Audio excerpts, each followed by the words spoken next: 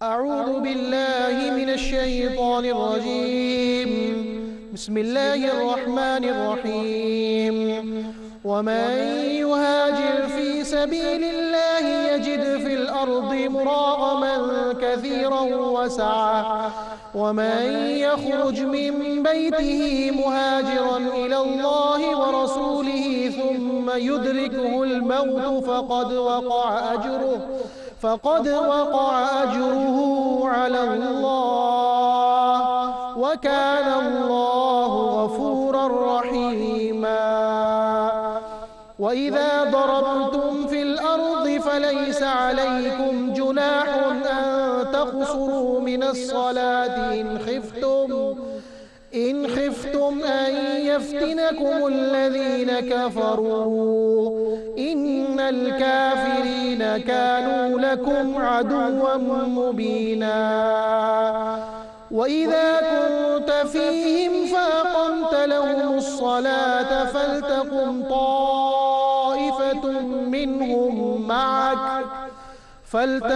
طائفة منهم معك وليأخذوا أسلحتهم فإذا سجدوا فليكونوا من ورائكم ولتأت طائفة أخرى لم يصلوا فليصلوا معك وليأخذوا حذرهم وأسلحتهم ود الذين كفروا لو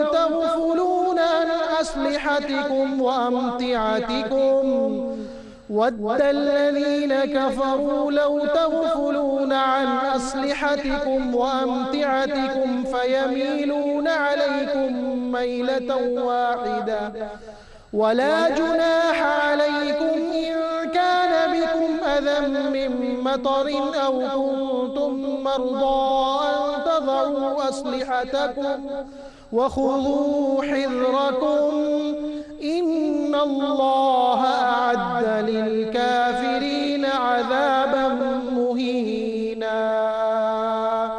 صدق الله العظيم. الحمد للہ رب العالمین والصلاة والسلام علی سید الانبیاء والمرسلین اما بعد اعوذ باللہ من الشیطان الرجیم بسم اللہ الرحمن الرحیم. ومن يهاجر في سبيل الله يجد في الأرض مراغما كثيرا وسعة ومن يخرج من بيته مهاجرا إلى الله ورسوله ثم يدركه الموت فقد وقع أجره على الله وكان الله غفورا رحيما. صدق الله العظيم. اللهم صل على محمد وعلى آل محمد وبارك وسلم. رب اشرح لي صدري ويسر لي أمري واحلل عقدة من لساني يفقهوا قولي واجعل لي وزيرا من أهلي آمین یا رب العالمین. ناظرین کرام السلام علیکم ورحمۃ اللہ وبرکاتہ. پروگرام بصیرت القرآن میں خوش آمدید. الحمدللہ آج پروگرام نمبر 149 آپ کی خدمت میں پیش کر رہے ہیں. انشاءاللہ آج ہم مطالعہ کریں گے سورۃ النساء آیات 100 تا 102 کا. انہی آیات کی تلاوت کے ذریعے الحمدللہ قاری سلمان صاحب نے پروگرام کا باقاعدہ آغاز فرما دیا ہے. روزانہ کی طرح آج بھی ہمارے نوجوان ساتھی اسٹوڈیوز میں ہمارے ساتھ موجود ہیں. قرآن اکیڈمی کراچی میں تعلیم حاصل کرتے ہیں. آئیے انہیں خوش آمدید کہیں. السلام علیکم ورحمۃ اللہ وبرکاتہ. وعلیکم السلام ورحمۃ اللہ. خیریت سے آپ لوگ ماشاءاللہ الحمدللہ.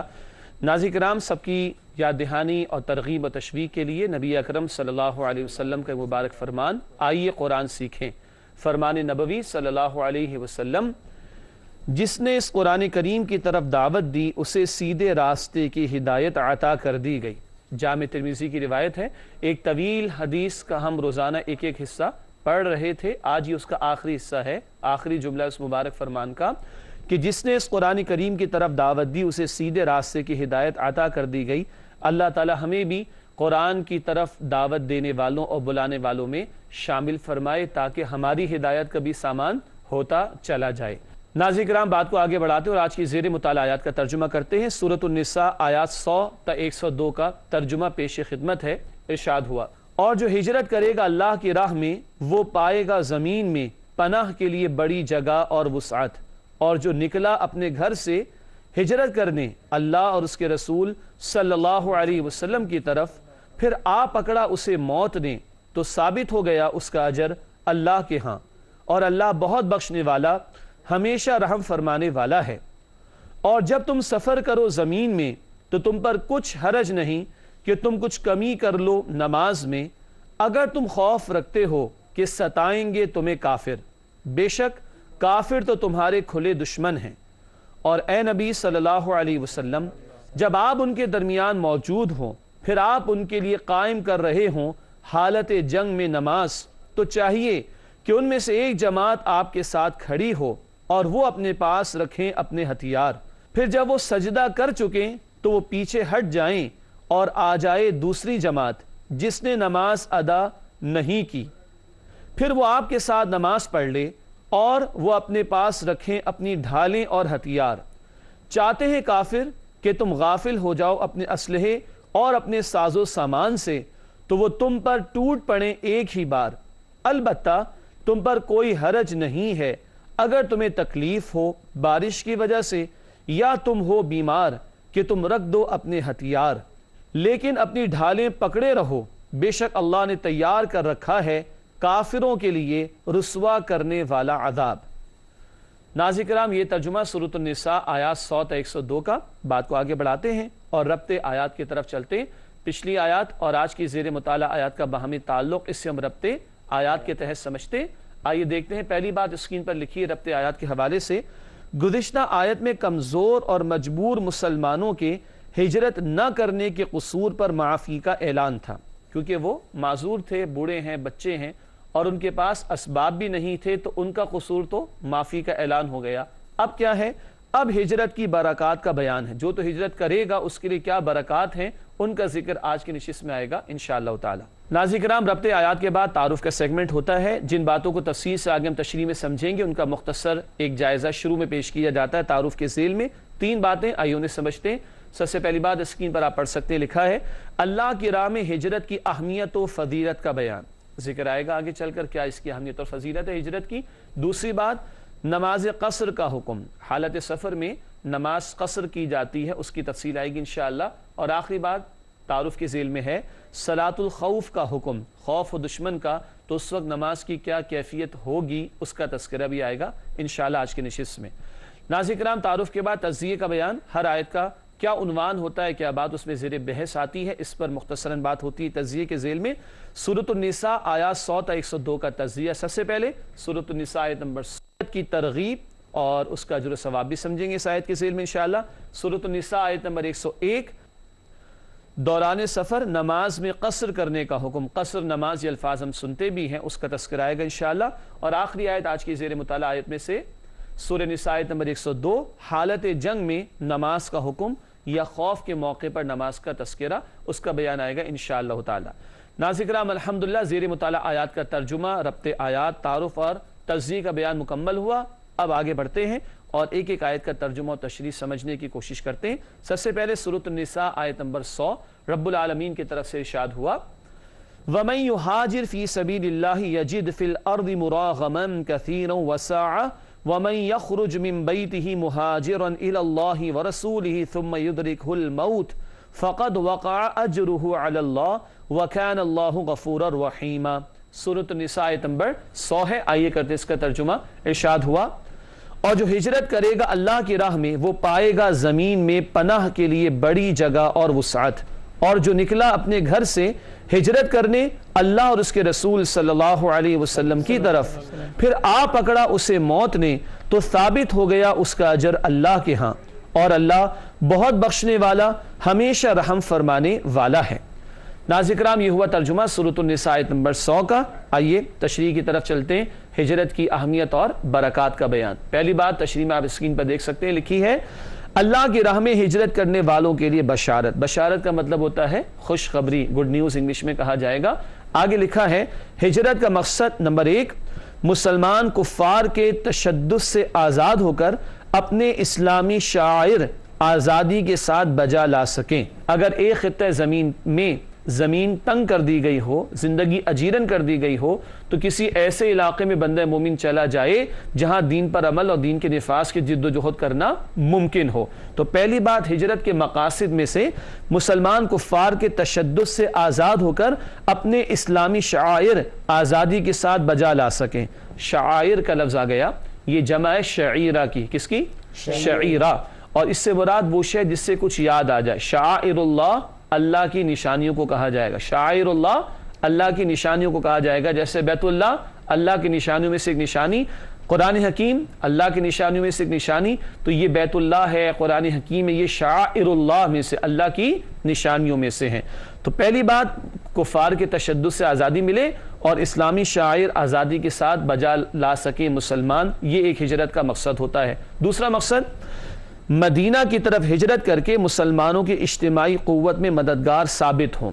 خاص طور پر مختلف علاقوں میں جو لوگ آباد ہیں اور ان میں وہ منافقین جو ہجرت نہیں کرتے تھے ان پر سرزنش بھی آ چکی, انہیں کہا گیا کہ وہ آئیں مدینہ طیبہ میں مسلمانوں کی اجتماعیت کو مضبوط کریں تاکہ یہاں پر پھر آگے چل کر اسلامی حکومت کا مکمل طور پر قائم ہونا, اس کی جد و جہد کی جا سکے.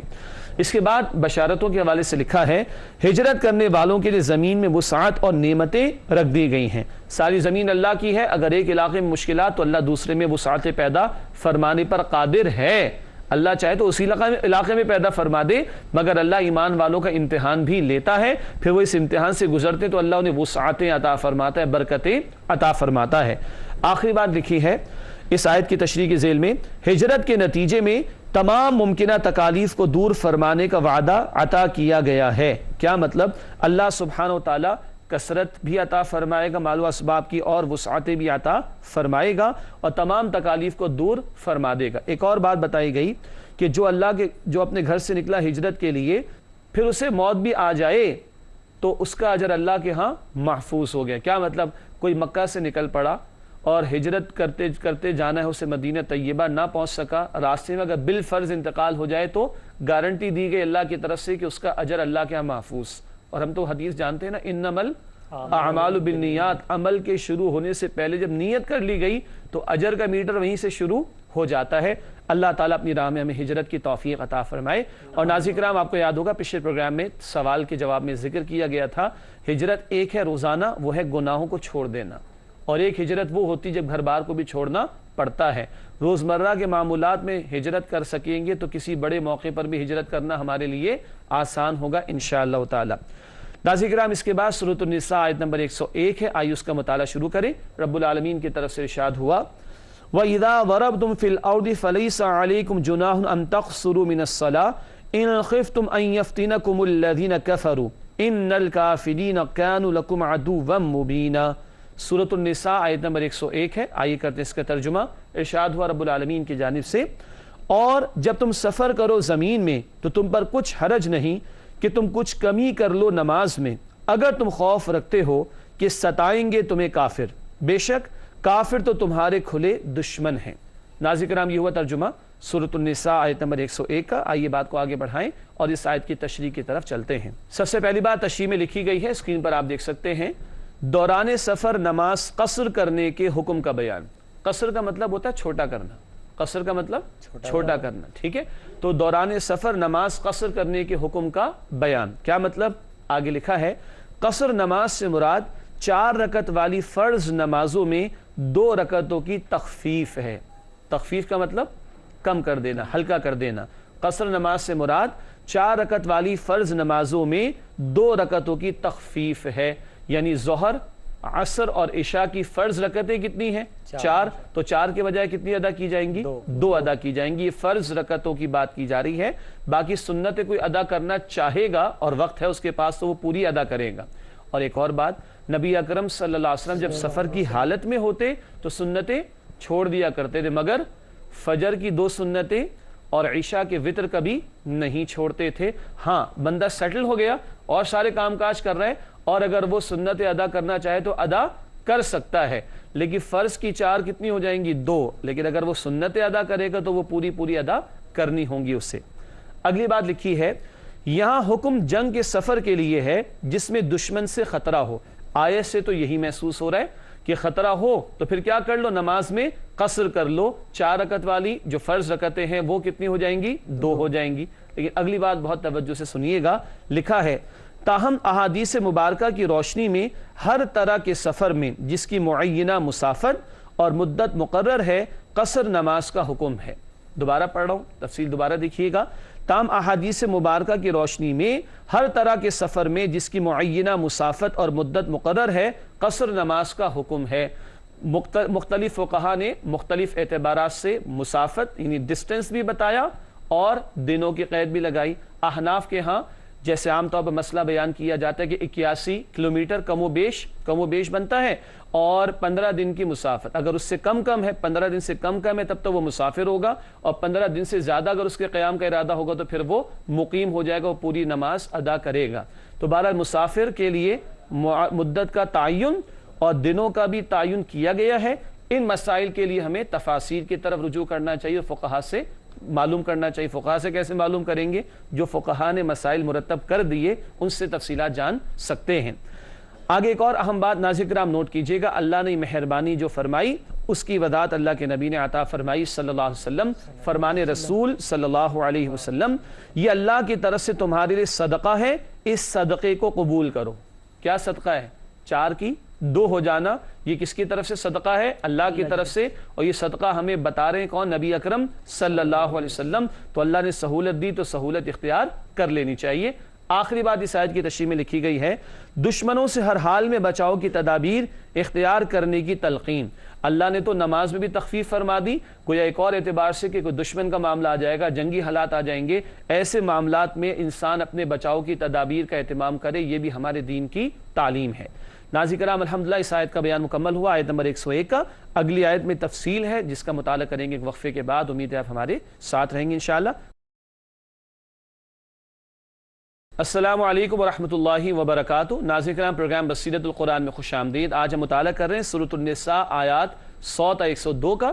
وقفے سے پہلے آیت نمبر 100 اور 101 کا مطالعہ مکمل ہوا تھا۔ اب آئیے چلتے ہیں آیت نمبر 102 کے مطالعے کی طرف، جس میں تفصیل کو زیادہ اور آیت بھی طویل ہے۔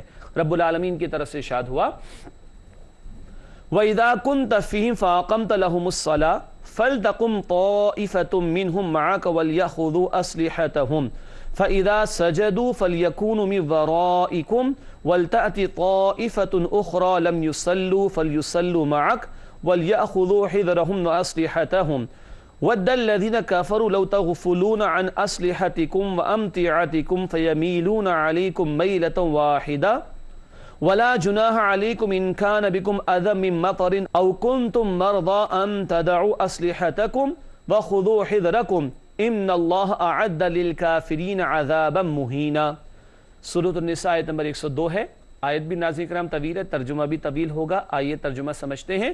سورۃ النساء آیت نمبر 102 کا ارشاد ہوا، اور اے نبی صلی اللہ علیہ وسلم جب آپ ان کے درمیان موجود ہوں پھر آپ ان کے لیے قائم کر رہے ہوں حالت جنگ میں نماز، تو چاہیے کہ ان میں سے ایک جماعت آپ کے ساتھ کھڑی ہو اور وہ اپنے پاس رکھیں اپنے ہتھیار، پھر جب وہ سجدہ کر چکے تو وہ پیچھے ہٹ جائیں اور آ جائے دوسری جماعت جس نے نماز ادا نہیں کی، پھر وہ آپ کے ساتھ نماز پڑھ لے اور وہ اپنے پاس رکھیں اپنی ڈھالیں اور ہتھیار۔ چاہتے ہیں کافر کہ تم غافل ہو جاؤ اپنے اسلحے اور اپنے ساز و سامان سے تو وہ تم پر ٹوٹ پڑیں ایک ہی بار، البتہ تم پر کوئی حرج نہیں ہے اگر تمہیں تکلیف ہو بارش کی وجہ سے یا تم ہو بیمار کہ تم رکھ دو اپنے ہتھیار، لیکن اپنی ڈھالیں پکڑے رہو، بے شک اللہ نے تیار کر رکھا ہے کافروں کے لیے رسوا کرنے والا عذاب۔ ناظرین کرام یہ ہے طویل ترجمہ سورۃ النساء آیت نمبر 102 کا، اور جب ترجمہ طویل ہے تو تشریح بھی کچھ طویل ہوگی۔ آئیے چلتے اس آیت کی تشریح کی طرف۔ ویسے بڑی دلچسپ آیت ہے جس میں ایک بڑی مخصوص قسم کی نماز جو نبی اکرم صلی اللہ علیہ وسلم کی امامت میں ہوا کرتی تھی، اس بڑی دلچسپ کیفیت کا بیان اس مقام پر آیا ہے۔ آئیے سمجھتے ہیں انشاءاللہ اس آیت کی تشریح کو۔ سب سے پہلی بات، حالت جنگ میں صلاۃ الخوف کا حکم دیا جا رہا ہے۔ صلاۃ الخوف، خوف کی حالت میں ادا کی جانے والی نماز۔ صلاۃ الخوف، خوف کی حالت میں ادا کی جانے والی نماز۔ تو جنگی حالات میں جب خوف کا معاملہ ہے تو کیسے نماز ادا کرنی ہے جماعت کے ساتھ، اس کی ایک بات ہے، اس کا ایک طریقہ ہے جو اس مقام پر بیان ہوا ہے۔ اگلی بات لکھی ہے، نبی کریم صلی اللہ علیہ وسلم مہاد جنگ میں موجود ہوتے تو تمام اہل ایمان کی آپ کی امامت میں نماز پڑھنے کی خواہش ہوتی۔ ظاہر بات ہے، ہم بھی چاہتے کہ بہترین سے بہترین صاحب علم اور عمل آدمی کے پیچھے نماز ادا کریں. ہم بھی چاہتے کہ بہترین سے بہترین شخص ہمارا امام ہو, تو صحابہ کرام کے لیے سب سے بہترین کون ہے؟ نبی اکرم صلی اللہ علیہ وسلم. تو تمام ہی صحابہ کرام کی, چاہے جنگ ہو رہی ہے, تمام ہی صحابہ کرام کی خواہش ہوتی ہے کہ نبی اکرم علیہ السلام کی امامت میں نماز ادا کرے. اب اس کی بڑی دلچسپ ایک کیفیت ہے جو اب ہم سمجھیں گے. اگلے نوٹس میں لکھا ہے نماز خوف کا طریقہ. 4 باتیں 1 2 3 4 کر کے سمجھتے ہیں. پہلی بات, اہل ایمان کا ایک گروہ رسول صلی اللہ علیہ وسلم کے ساتھ نصف نماز پڑھے اور دوسرا گروہ دشمن کے عین مقابل کھڑا رہے. اور یہاں ہم سمجھ لیں کہ 2 رکعت کی بات ہو رہی, سفر بھی ہے ٹھیک ہے اور ہنگامی حالات بھی ہیں, تو مثال سمجھ لیں کتنی؟ 2 رکعت کی. تو ایک گروہ رسول اکرم صلی اللہ علیہ وسلم کے ساتھ نصف نماز پڑھے, اس کا کیا مطلب ہوگا؟ 1 رکعت ادا کر لے, ٹھیک ہے, 1 رکعت ادا کر لے. دوسری بات, اس کے بعد دوسرا گروہ آ کر رسول اللہ صلی اللہ علیہ وسلم کے ساتھ نماز ادا کرے اور پہلا گروہ دشمن کے بالمقابل کھڑا رہے. دوسرا گروہ آ کر بھی نصف ادا کرے گا, یعنی کتنی رکعت ادا کرے گا؟ 1 رکعت ادا کرے گا. 2 باتیں ہو گئیں. اگلی بات, دونوں گروہ اپنی بقیہ نصف نماز علیحدہ ادا کریں. دونوں گروہ اپنی بقیہ نصف نماز علیحدہ ادا کریں. نبی پاک علیہ السلام نے امامت شروع کی, ایک گروہ نے آپ کے پیچھے 1 رکعت ادا کی اور یہ گروہ ہٹ گیا. نبی علیہ السلام نے انتظار فرمایا, دوسرا گروہ آیا اور وہ نبی علیہ السلام کی امامت میں کھڑا ہو گیا. نبی علیہ السلام نے دوسری رکعت مکمل کر لی, آپ کی امامت, آپ کی نماز مکمل ہو گئی. اس گروہ نے کیا کیا ہوگا؟ ایک اللہ کے رسول علیہ السلام کے ساتھ ادا فرمائی اور اب ایک اپنی ادا کر لی. اس کی کتنی ہو گئی؟ 2. ان کی مکمل ہو گئی. وہ جو پہلا گروہ تھا اس کی کتنی ہوئی تھی نبی علیہ السلام کی امامت میں؟ بڑی دلچسپ بات ہے نا, اس کی 1 ہوئی تھی, وہ اپنی 1 مکمل کر لے. اس کو یہاں لکھا ہے دونوں گروہ اپنی بقیہ نصف نماز علیحدہ ادا کریں. حاصل کلام آخری بات, اس طرح ہر گروہ کی 1 رکعت رسول اللہ صلی اللہ علیہ وسلم کی امامت میں ادا ہو جائے گی, تو سب کو رسول اللہ علیہ السلام کی امامت میں نماز ادا کرنے کا موقع مل جائے گا. ٹھیک ہے ناظرین کرام, امید ہے بات واضح ہو چکی ہوگی. باقی رہا مزید مشکل کا معاملہ تو اللہ کے نیک بندوں نے, مفسرین نے تفاسیر تیار کر دی ہیں. اللہ تعالی ہمیں ان کا مطالعہ کرنے کی توفیق عطا فرمائے. دیکھیے خاص بات تھی, خاص رسول پاک علیہ السلام کے دور میں کیوں تمام صحابہ کی خواہش تھی کہ وہ نبی اکرم علیہ السلام کی امامت میں نماز ادا کریں. اب کیا ہوگا اس کا بیان لکھا ہے. اب حالت جنگ میں 1 سے زائد مرتبہ بھی جماعت ہو سکتی ہے. بہت سارے مسلمان اگر کہیں جنگ کا معاملہ ہوا, کبھی ایک طرف جماعت کبھی دوسری طرف جماعت, یوں یکے بعد دیگرے ہوتا جائے گا. وہاں خاص معاملہ کیا تھا؟ اللہ کے رسول علیہ السلام کی امامت میں چاہت تھی, تو یہ خاص طریقہ بھی عطا کر دیا گیا رب العالمین کی طرف سے. ناظرین کرام, اگلی بات اس آیت کے ذیل میں لکھی ہے, بار بار ذکر آیا تھا بچاؤ کا سامان اسلحہ, بچاؤ کا سامان اسلحہ ڈھالیں. یہ خاص جنگی حالات کے تناظر میں باتیں ہیں نا. تو ایک اگلی بات یہاں پر اسکرین پر آپ دیکھ سکتے ہیں لکھی ہے, کافروں کے حملوں سے بچاؤ کی خاطر نماز کے دوران بھی اسلحہ اور دفاع کا سامان ساتھ رکھنے کی تلقین.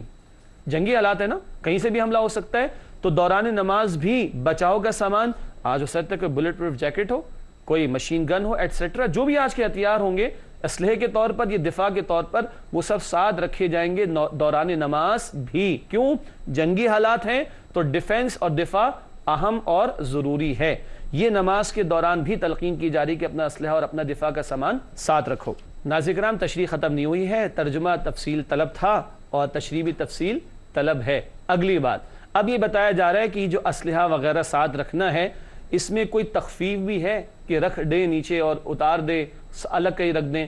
اس کی 2 صورتوں کا بیان ہے. آگے آپ اسکرین پر دیکھ سکتے ہیں لکھا ہے 2 صورتوں میں ہتھیار اتارنے کی اجازت دی گئی. پہلی صورت نمبر 1, بارش ہو رہی ہو, کپڑے اور ہتھیار بھیگ رہے ہوں تو ہتھیار اتارے جا سکتے. کیوں؟ اس صورت میں ویٹ بہت زیادہ بڑھ جائے گا, شاید نماز میں بھی دشواری ہو. ہیں ہنگامی حالات مگر ایکسیپشنز آر دیئر, ایکسیپشنز تو ہو سکتے ہیں نا. تو پہلا ایکسیپشن آ گیا کہ بارش ہو رہی ہو, کپڑے اور ہتھیار بھیگ رہے ہو تو اتار کے رکھے جا سکتے ہیں. دوسری بات, دوسرا ایکسیپشن, یہ اجازت کہاں ہے؟ کوئی شخص بیماری کی وجہ سے ہتھیار بند رہنے کا متحمل نہ ہو, بیمار ہے, کچھ کمزوری آ گئی, بھائی زخمی بھی تو ہو سکتا ہے کوئی, یا کوئی بیماری بھی تو آ سکتی ہے حالت جنگ میں, تو اگر اس کے لیے اٹھانا دشوار ہو تو اپنے ہتھیار رکھ سکتا ہے. لیکن ایک اور بات, وہ ہے اگلی بات, اسکرین پر آپ دیکھ سکتے ہیں, لیکن بچاؤ کا سامان ہر حالت میں اختیار کرنے اور اپنی نگرانی میں رکھنے کی تاکید. مشین گن تھی وہ تو اتار دی, بلٹ پروف جیکٹ تو پہن سکتے ہو نا بھائی, وغیرہ وغیرہ جو بھی دفاع کے لیے ضروری ہے. تو یہ اتنی اہم ہدایت ہے کہ نماز کے دوران بھی اسلحہ ساتھ رکھنے، جنگی حالات اور دفاع کا سامان ساتھ رکھنے کی تلقین کی جا رہی ہے. ناظرین کرام غور کرتے جائیے، ایک طرف میدان جنگ ہے تو نماز نہیں معاف، اور ایک طرف نماز ہے تو ہتھیار بھی ساتھ رکھنے کی تلقین ہے، دفاع کا سامان بھی ساتھ رکھنے کی تلقین ہے. کتنا خوبصورت توازن ہے، اللہ کا ذکر بھی اور اسباب کا اختیار کر کے توکل کرنا بھی. اگلی بات لکھی ہے کفار کے حوالے سے، کفار کے لیے ذلت ناک عذاب کی وعید. وعید کا مطلب ہوتا ہے ڈراوا. مسلمانوں کو تو تلقین نماز بھی ادا کرو اور ہتھیار بھی ساتھ رکھو، اور کفار کو دھمکی ہے کہ تمہارے لیے اللہ کا عذاب تیار ہے. آخری بات اس آیت کی تشریح میں، اہم ترین بات نوٹ کیجئے کہ ناظرین کرام لکھا ہے، اہم ترین بات، نماز انتہائی خوف کے عالم میں بھی معاف نہیں. جنگ ہو رہی وہاں بھی معاف نہیں. ہم تو بڑے آرام سے امن میں بیٹھے ہیں، ٹھنڈے ٹھنڈے رومز میں بیٹھے ہیں، ڈرائنگ روم میں. جنگ کے حالات میں بھی نماز معاف نہیں ہے تو ہم ویسے ہی ضائع کر رہے ہوں. انا للہ و انا الیہ راجعون. الحمدللہ آج کا بیان 3 آیات ہم سمجھ رہے تھے، سورۃ النساء آیات 100 تا 102، ان کا بیان مکمل ہوا. وقت ہے ہمارے نوجوان ساتھیوں کے سوالات کا. کافی انتظار ان کو کرنا پڑتا ہے اور صبر بھی کرنا پڑتا ہے. آئیے ان کی طرف چلتے ہیں اور ان کے سوالات لیتے ہیں. پہلا سوال جی حارث. میرا سوال یہ کہ آج کے درس میں آیا کہ جس طرح دین کی خاطر ہجرت کرتے ہیں ایک جگہ سے دوسری جگہ، تو دین کے علم کے لیے جو ایک جگہ سے دوسری جگہ جاتے ہیں، اس کے اندر بھی کوئی بیان، کوئی حکمت؟ ماشاءاللہ حیدرآباد سے آئے ہوئے نا، کراچی. ماشاءاللہ ناظرین کرام یہ تعارف ہوتا رہتا ہے. آج یہ تینوں ساتھی جو ہمارے ساتھ موجود ہیں یہ حیدرآباد سے کراچی آئے ہوئے دینی تعلیم کے لیے. اب اسی تعلق سے سوال ہو گیا، گوگے ایک جواب پچھلے پروگرام میں دیا تھا، وہ ساتھی بھی اتفاق سے حیدرآباد کے تھے. سوال یہ آیا ہے آج کہ ہجرت کا بیان آیا تو ہم دین کا علم حاصل کرنے کے لیے اگر گھر سے نکلیں تو یہ بھی کوئی ہجرت ہے اور کوئی اس کا بھی ثواب ملے گا؟ بھائی بہت ملے گا انشاءاللہ تعالیٰ، آپ تسلی رکھیے. ناظرین کرام حدیث شریف ہم نے بہت دفعہ آپ کو سنائی ہے. نبی علیہ الصلوۃ والسلام نے فرمایا، بخاری کی روایت، کہ جو بلکہ اللہ سبحانہ وتعالیٰ جس کے ساتھ بھلائی کا ارادہ فرماتا ہے اسے دین کی سمجھ عطا فرما دیتا ہے. تو آپ ایک شہر سے دوسرے شہر اگر آئے تو الحمدللہ اس کا بھی اجر ملے گا. اور آج کوئی اسکرین پر بیٹھ کر یہ دین کا پروگرام سیکھ رہا ہے، اپنا وقت ہی تو لگا رہا ہے، ہمیں اللہ کی ذات پر پورا یقین ہے کہ اس کا بھی اجر ملے گا. ایک اور حدیث شریف میں آتا ہے، جو اپنے گھر سے نکلتا ہے علم کی طلب اور حصول کے لیے، وہ اللہ ہی کے راستے میں ہوتا ہے جب تک واپس نہیں آ جاتا.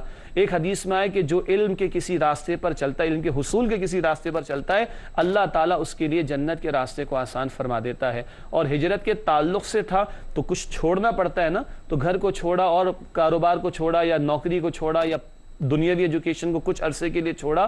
یہ چھوڑنا بھی ایک اعتبار سے ہجرت ہے، مگر ایک بڑے مقصد کے لیے، دین کے علم کے لیے. انشاءاللہ اس کا اجر بھی ملے گا، آپ تسلی رکھیے اس بات کی. ٹھیک ہے جی سعد، آپ کا کیا سوال ہے؟ سر بڑے واضح الفاظ میں قرآن مجید میں آیا کہ کفار تمہارے کھلے دشمن ہیں، تو اس کی کیا وجہ ہے؟ اس کی کیا وجہ ہے؟ ناظرین کرام سوال آپ نے سنا، قرآن کہتا ہے کفار تمہارے کھلے دشمن ہیں. اچھا ایک بات نوٹ کرنی کہ سارے کافر برابر نہیں. قرآن نے ایک لائن ڈرا کی ہے، سورۃ الممتحنہ 28واں پارہ، قرآن نے ایک لائن ڈرا کی سورۃ الممتحنہ آیت نمبر 8 اور 9. وہ کفار جو تم سے جنگ کریں، تمہیں تمہارے گھروں سے نکالیں اور تمہارے خلاف سازشیں کریں، سازشیں کرنے والوں کا ساتھ دیں، ان کے ساتھ تو تعلق نہیں ہو سکتا، حسن سلوک نہیں ہوگا. لیکن جو کفار تمہیں تمہارے گھروں سے نہ نکالیں، تمہارے خلاف سازشیں نہ کریں، تمہارے نکالنے پر کسی دوسرے کی مدد نہ کریں، ان سے حسن سلوک ہو سکتا ہے. ایک لائن ڈرا ہو گئی. ہاں قرآن نے یہ بھی کہا کہ یہود و نصارہ کو اپنا دلی دوست نہ بنانا. سورہ مائدہ میں پڑھیں گے انشاءاللہ، ابھی سورہ نساء پڑھ رہے ہیں تو سورہ مائدہ میں تفصیل آئے گی. یہ دلی دوستی تو بہت سے لوگوں نے اختیار کر رکھی کفار کے ساتھ، چاہے وہ اوپر والے ہوں چاہے وہ نیچے والے ہوں. ان کی رسومات، ان کے کلچر کو اپنانا، یہ بھی ایک نوعیت کی دوستی کی کیفیت ہے. ظاہری بات ہے کہ ہمارا دین اس سے اتفاق نہیں کرتا، اور اللہ کے نبی علیہ السلام نے فرمایا کہ جو جس قوم کی مشابہت اختیار کرے گا وہ اسی میں شمار کیا جائے گا، اور بچنا چاہیے. بھارت ایمان والوں کی دوستی فقط دلی دوستی ایمان والوں سے ہو سکتی ہے. یہ فاروق آپ کا کیا سوال ہے؟ جناب ابھی سفر میں نماز قصر کرنے کا حکم آیا، تو کیا دیگر عبادات جو ہیں اس میں بھی کسی قسم کی کوئی رعایت مختلف مواقع میں آتی ہے؟ آپ کو چاہیے؟ ماشاءاللہ. ناظرین کرام بڑا اچھا سوال ہے کہ جیسے نماز جیسی عبادت میں ایک تخفیف دی گئی، سفر میں قصر کی نماز کی بات ہوئی، کیا دیگر عبادات میں بھی تخفیف ہے؟ ارے دیگر عبادات سے پہلے نماز کی بات کر لیتے نا. اگر بیمار ہو، گھر میں ہیں، کھڑے ہو کر نماز ادا نہیں کر سکتے تو کیا کہا جاتا ہے؟ بیٹھ کر. اور بیٹھ کر ادا کرنا ممکن نہیں ہے تو لیٹ کر. ایک بات یہ تو نماز بھی تخفیف آ گئی، آسانی کی بات ہو رہی. اگر پانی موجود نہیں ہے یا پانی کا استعمال نقصان دہ تو پھر کیا کر سکتے ہو؟ تیمم کر سکتے ہو. ٹھیک ہے، تو ایک تخفیف تو نماز میں آ گئی. رمضان کے روزے ہیں، خواتین ہیں، اگر وہ حاملہ ہے اور مشقت ہے تو بعد میں قضا کر لیں گی، چھوڑ دیں گی۔ اگر دودھ پیتا بچہ گود میں ہے تو اس کی وجہ سے تکلیف کا معاملہ ہو جائے گا کہ خاتون روزہ رکھے، خاتون کو بھی اور بچے کو بھی، تو ابھی چھوڑ دے، بعد میں وہ قضا کر لے گی۔ اسی طرح کوئی سفر میں ہے رمضان میں تو سفر کی اپنی مشقت ہے، رمضان میں چھوڑ دے گا، بعد میں اس کی قضا اس کو کرنا ہوگی۔ یہ ہو گئی بات۔ زکوٰۃ سب پر ہے ہی نہیں، زکوٰۃ کس پر ہے؟ صاحب نصاب پر، صاحب نصاب کو تو ادا کرے گا۔ تو زکوٰۃ اور حج میں تو ویسی تخفیف اللہ نے دے رکھی ہے، نہ جو صاحب نصاب نے اس پر زکوٰۃ دی، جو صاحب استطاعت نے اس پر حج نہیں۔ رمضان کے متعلق بتا دیا، حتیٰ کہ نماز میں بھی دیگر اعتبارات سے تخفیف یا نرمی یا آسانی عطا کی گئی ہے۔ کیوں؟ الدین یسرن، بخاری کی روایت ہے، دین آسان ہے۔ ہاں وہ آسانیاں جو اللہ اور اللہ کے رسول علیہ السلام نے عطا فرمائی، اپنی من چاہی باتیں آسانیاں نہیں، وہ آسانی جو اللہ اور اللہ کے رسول علیہ السلام نے عطا فرمائی۔ ناظرین کرام، الحمدللہ سوالات ان کے جوابات آپ کی خدمت میں پیش کیے گئے۔ پروگرام کے آخری لمحات میں آخری مختصر سیگمنٹ شامل کیے جاتے ہیں۔ سب سے پہلے قرآنی معلومات کا سیگمنٹ، ایک اہم بات ہے جو ایک اور اعتبار سے ہم سمجھیں گے، تاہم پہلے وہ نوٹ کر لیں کیا ہے۔ قرآنی معلومات میں لکھا ہے سورہ مریم قرآن پاک کی وہ واحد سورت ہے جو ایک خاتون کے نام پر ہے، ٹھیک ہے؟ اور وہ بھی وجہ پتہ ہے کیا ہے؟ بی بی مریم سلام علیہا پر بڑے برے الزامات لگائے لوگوں نے، معاذ اللہ، یہود نے، اور ان کی شان میں بڑی گستاخیاں کی گئیں۔ اللہ نے ان کی عفت اور پاکیزگی کو بیان کیا، اور اللہ کے نبی عیسیٰ علیہ السلام معجزانہ طور پر بغیر والد پیدا ہوئے تو ابن مریم کہا جاتا ہے ان کو۔ بس اس تعلق سے بی بی مریم کا نام بھی قرآن میں آیا۔ واحد خاتون جن کا نام قرآن نے لیا وہ بی بی مریم ہے، جن کے نام پر پوری ایک سورت قرآن نے عطا فرمائی۔ باقی دوسرا مسئلہ سمجھنے کا یہ ہے کہ اسلام عورت کو پردے میں رکھنا چاہتا ہے، اتنا پردے میں رکھنا چاہتا ہے کہ رب تعالی نے اپنے کلام میں عورتوں کا تذکرہ فرمایا ہے، رب تعالی نے اپنے کلام میں عورتوں کا ذکر فرمایا ہے، نام نہیں لیا، ان کے نام کو بھی پردے میں رکھا، صرف بی بی مریم کا ذکر آیا اور اس کی وجہ میں نے آپ کے سامنے رکھ دی ہے۔ ناظرین کرام، اس کے بعد حاصل مطالعہ کا سیگمنٹ، جن باتوں کو ہم نے سمجھا ان کو مختصر آخر میں سمجھتے ہیں۔ راؤنڈ اپ کے طور پر 3 باتیں ہیں جو ہم سمجھ چکے ہیں۔ سب سے پہلی بات حاصل مطالعہ میں، ہجرت کے سفر میں موت واقع ہو جانے پر بھی پورا اجر دیا جائے گا۔ دوسری بات، سفر کے دوران نماز کو مختصر کرنے کی ہدایت، اس کو کیا کہتے ہیں؟ قصر کرنا، ماشاءاللہ۔ اور تیسری اور آخری بات، جنگ کے دوران نماز میں بھی اہل ایمان کو بچاؤ کا سامان ساتھ رکھنے کی تاکید ہے۔ ناظرین کرام، اس کے بعد جائزے کا سیگمنٹ ہے۔ اپنے اندر کو جھانک کر ہم سوالات کے جوابات تیار کرتے ہیں اور تلاش کرتے ہیں، پھر تیار کرتے ہیں، معاف کیجیے گا۔ 3 سوالات آج بھی ہیں۔ پہلا سوال، کیا ہمیں نمازوں سے غفلت کا احساس ہے؟ جمعے کی نماز کی بات نہیں ہو رہی، 5 وقت کی نمازوں کی بات ہو رہی، جس کا بیان اگلے پروگرام میں تفصیل سے آئے گا انشاءاللہ۔ کیا ہمیں کوئی احساس ہے؟ ایک وقت کا کھانا چھوٹے کس قدر احساس ہوتا ہے؟ 5 کی 5 جا رہی ہوں، کچھ ہوتا ہے احساس؟ دوسرا سوال، کیا ہم نماز کو اس کی حقیقی روح کے ساتھ ادا کرتے ہیں؟ بچے کے ایگزامز تو بڑے پرفیکٹ انداز میں ہم اٹیمپٹ کرواتے ہیں، انٹرویو کی کال آ جائے تو پرفیکشن کے ساتھ، پریپریشن کے ساتھ جاتے ہیں، تیاری کے ساتھ جاتے ہیں، اللہ کے حضور کھڑے ہوتے ہیں تو کیا حقیقی روح جو نماز کی اسپرٹ ہے اس کو سامنے رکھ کر نماز ادا کرتے ہیں؟ تیسرا اور آخری سوال ہے، کیا ہم دشمنان دین کے خلاف مستعد رہتے ہیں؟ دشمنان دین سے مستعد ہیں، ان کے حوالے سے تیار ہیں؟ سمجھنا چاہیے، آج نہیں کل تو موت آنی ہے اور بالآخر اللہ کے سامنے جانا ہے اور جواب دینا ہوگا۔ آخری 2 باتیں، گزشتہ سوال کا جواب۔ پچھلا سوال ہم نے دعائیہ کلمات پر مبنی رکھا تھا، وہ یہ تھا، اے ہمارے رب تو ہر عیب سے پاک ہے، پس ہمیں آگ کے عذاب سے بچا لے۔ یہ بات کس آیت میں بیان کی گئی ہے؟ درست جواب ہے سورہ آل عمران کی ہنٹ دی گئی تھی اور دعائیہ کلمات میں کہا تھا کہ ملے گا۔ اس سورہ آل عمران کے بالکل آخر میں آیت نمبر 191 ہے۔ سورہ آل عمران کی آیت نمبر 191 میں الفاظ ہیں، سبحانک فقنا عذاب النار، اے اللہ تو ہر عیب سے پاک ہے، پس ہمیں آگ کے عذاب سے بچا لے۔ ناظرین کرام، آج کا سوال نوٹ کیجئے گا۔ آج کا سوال قیامت کے بیان کے حوالے سے ہے۔ تلاش کرنی ہے آپ کو، آیت لکھیں، الفاظ آپ کے سامنے۔ اے ہمارے رب، بے شک تو جمع فرمائے گا لوگوں کو اس دن جس کے آنے میں کوئی شک نہیں۔ یہ بات کس آیت میں بیان کی گئی ہے؟ آسان جواب ہے اس کا، سورہ آل عمران کے شروع میں تلاش کیجئے گا، آپ کو ملے گا۔ جو جواب پیش کیا جائے گا اگلے پروگرام میں آپ کے سامنے۔ اے ہمارے رب، بے شک تو جمع فرمائے گا لوگوں کو اس دن جس کے آنے میں کوئی شک نہیں۔ یہ بات کس آیت میں بیان کی گئی ہے؟ اس کا جواب اگلے پروگرام میں پیش کریں گے انشاءاللہ آپ کے سامنے۔ ناظرین کرام، اسی کے ساتھ ہمارے آج کے پروگرام کا وقت مکمل ہوا۔ آپ تمام ساتھیوں کا بہت شکریہ۔ اللہ آپ کے علم اور عمل میں اضافہ عطا فرمائے۔ ناظرین کرام، ہم سب کو اپنی دعا میں یاد رکھیے گا۔ انشاءاللہ اگلے پروگرام تک کے لیے اجازت۔ وآخر دعوانا ان الحمد للہ رب العالمین۔ العالمین والسلام علیکم ورحمۃ اللہ وبرکاتہ۔ اللہ کا کلام پڑھایا رسول